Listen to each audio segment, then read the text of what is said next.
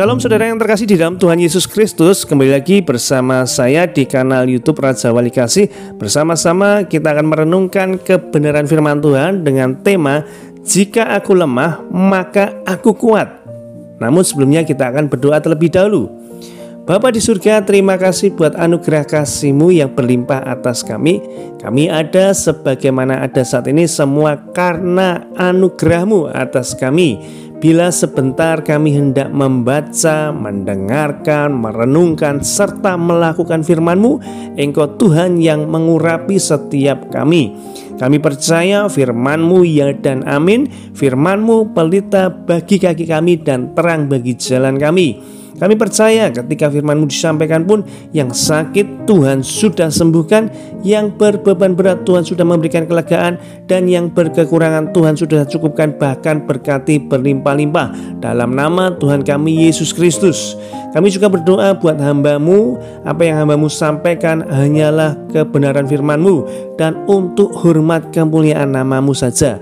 Terima kasih Tuhan Yesus, terpujilah nama-Mu, haleluya, amin. Pembacaan firman Tuhan terambil dari 2 Korintus 12 ayat yang pertama sampai ke 10. 2 Korintus 12 ayat yang pertama sampai ke 10. Demikian firman Tuhan. Paulus menerima penglihatan dan penyataan. Aku harus bermegah sekalipun memang hal itu tidak ada faedahnya. Namun demikian aku hendak memberitakan penglihatan-penglihatan dan penyataan-penyataan yang kuterima dari Tuhan. Aku tahu tentang seorang Kristen 14 tahun yang lampau, entah di dalam tubuh aku tidak tahu, entah di luar tubuh aku tidak tahu, Allah yang mengetahuinya. Orang itu tiba-tiba diangkat ke tingkat yang ketiga dari surga. Aku juga tahu tentang orang itu, entah di dalam tubuh, entah di luar tubuh, aku tidak tahu. Allah yang mengetahuinya. Ia tiba-tiba diangkat ke Firdaus dan ia mendengar kata-kata yang tak terkatakan, yang tidak boleh diucapkan manusia.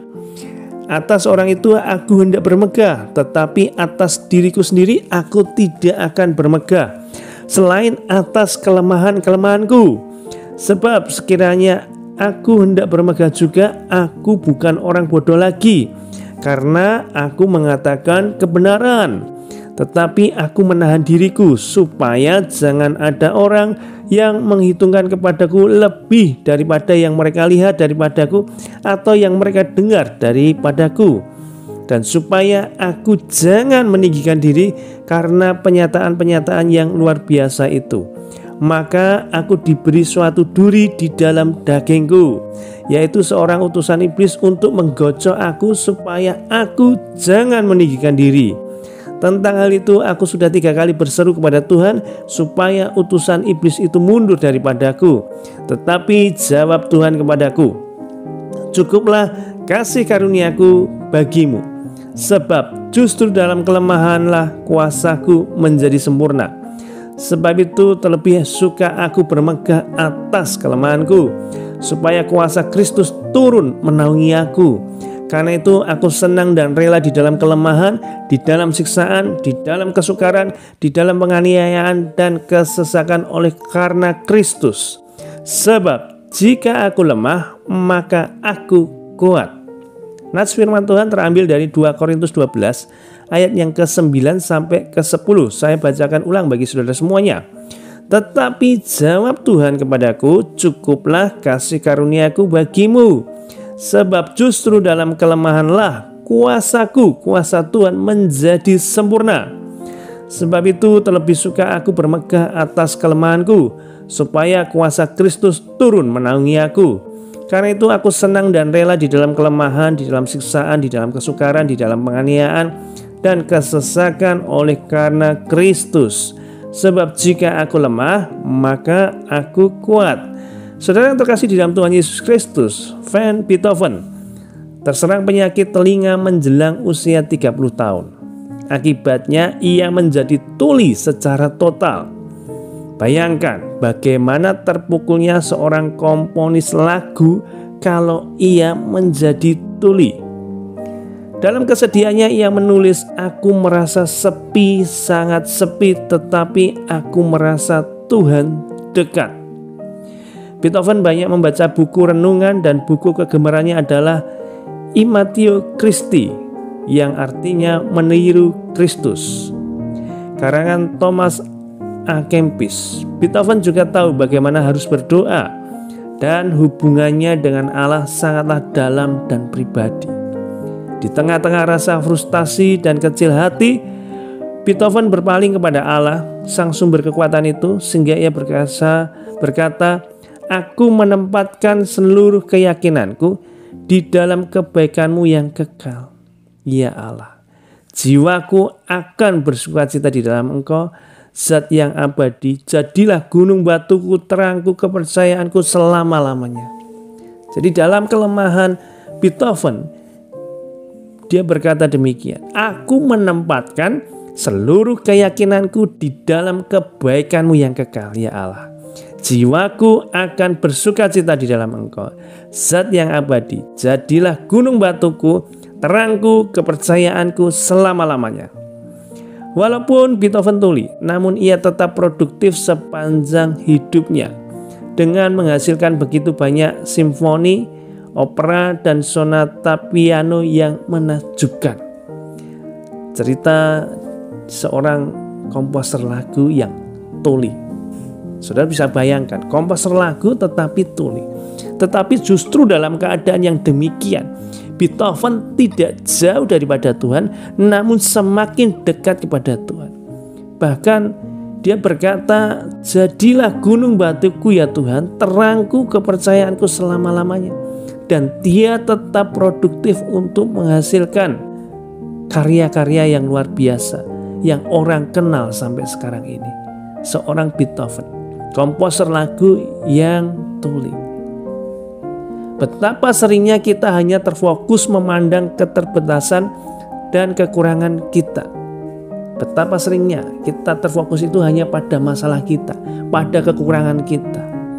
Kita mengeluh atas kelemahan, atas apa yang tidak kita punya, dan mengabaikan kelebihan kita. Melupakan apa yang kita punya, kita merasa percuma dalam berjuang, sehingga kita mudah menyerah.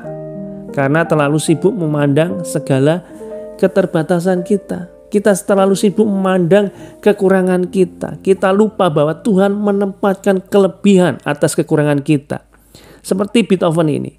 Kelemahannya dia tuli, tetapi dia memandang bahwa dia punya kelebihan yang luar biasa untuk membuat komposer sebuah lagu. Bahkan menjadi kenangan yang abadi. Karya-karya daripada Beethoven ini. Padahal kelemahan kita, ketidaksanggupan kita, keterbatasan, kekurangan, bahkan ketidaklengkapan kita secara fisik sekalipun bisa dipergunakan Tuhan untuk menyatakan kuasa-Nya. Sekali lagi, segala kelemahan kita, kekurangan, bahkan ketidaklengkapan kita secara fisik pun Tuhan bisa gunakan untuk menyatakan kuasa dan kemuliaan-Nya. Tuhan mampu memenuhi kita dengan kekuatan yang berasal daripadanya, sehingga dengan segala keterbatasan kita, apa yang masih kita punya tetap bisa dipakai untuk hal-hal yang baik dan luar biasa. Kita akan terus bertumbuh dalam kekuatan, semangat, dan sukacita jika kita terus membangun hubungan dengan Bapa di surga. Jadi bukan berfokus pada kelemahan. Setiap kita tentunya ada kelemahan masing-masing. Tetapi ingat, di balik kelemahan itu Tuhan memberikan kelebihan atas diri kita. Dan Paulus mencatat apa yang dia sampaikan tadi. Justru dalam kelemahan Tuhan, kuasa-Nya itu sempurna bagi kita. Tuhan menaruh duri dalam daging atas Paulus supaya ia jangan meninggikan diri. Jadi ada kelemahan, tetapi di balik kelemahan itu ada kelebihan yang Tuhan berikan atas kehidupan kita. Jangan berfokus terhadap kelemahan, tetapi maksimalkan terus apa yang menjadi kelebihan kita. Tuhan mampu memberkati kita secara luar biasa lewat apapun yang ada pada diri kita. Dia sanggup memakai itu untuk menyatakan kuasa-Nya atas kehidupan kita. Jadi apapun yang menjadi kelemahan saudara, Jangan itu menjadi keluhanmu di hadapan Tuhan. Ingat, Tuhan juga memberikan kelebihan atas diri kita masing-masing. Berfokuslah tentang apa yang menjadi kelebihan kita, sehingga kuasa kemuliaan nama Tuhan dinyatakan dalam kehidupan kita. Kalau Beethoven hanya berfokus pada kelemahannya, pada kekurangan pendengarannya, dia tidak akan pernah bisa menghasilkan karya-karya yang abadi yang orang kenal sampai sekarang. Maka dari itu, kita sama-sama merenungkan apa yang menjadi kelebihan yang Tuhan sudah taruh dalam diri kita. Dan apapun keadaan kita saat ini, kita belajar untuk bersyukur. Tuhan baik atas kehidupan kita. Kalau sampai hari ini kita masih diberikan kehidupan, meskipun dengan kelemahan yang ada dalam diri kita, bersyukurlah Tuhan sudah memberikan kita juga kelebihan yang bisa kita maksimalkan.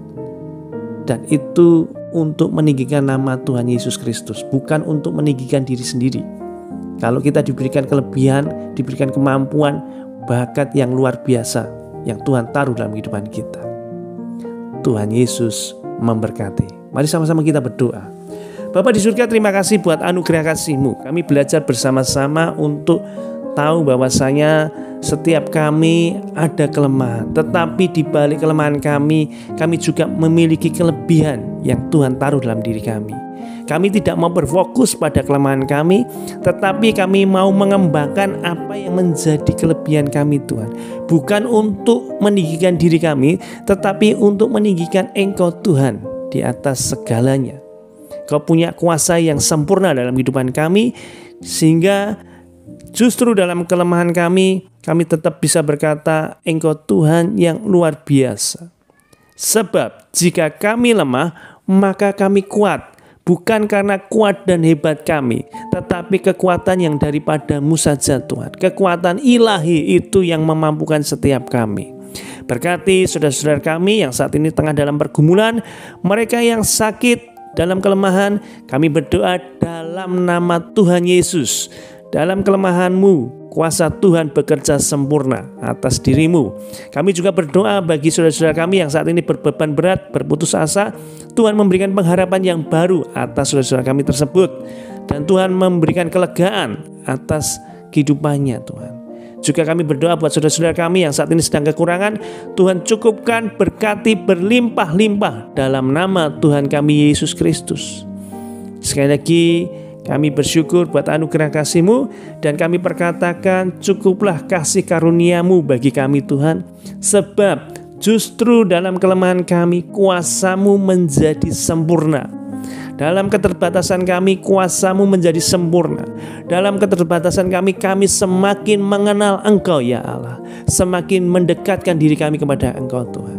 Sebab Engkau-lah gunung batu pertolongan kami. Dan terima kasih Tuhan Yesus sekali lagi buat firman-Mu yang luar biasa. Urapi setiap kami, biarlah firman-Mu tertanam dalam hati pikiran kami untuk semakin menguatkan setiap kami, Tuhan. Dan semakin percaya bahwa Engkau Tuhan yang memberikan terbaik atas kehidupan kami. Kami bersyukur buat segala hal yang Tuhan sudah taruh dalam kehidupan kami. Ajar kami untuk mensyukurnya, ajar kami untuk memaksimalkan apa yang menjadi kelebihan yang Tuhan sudah taruh dalam kehidupan kami, untuk hormat kemuliaan nama-Mu. Terima kasih Tuhan Yesus, terpujilah nama-Mu. Dalam nama Tuhan kami Yesus Kristus kami berdoa dan mengucap syukur. Amin.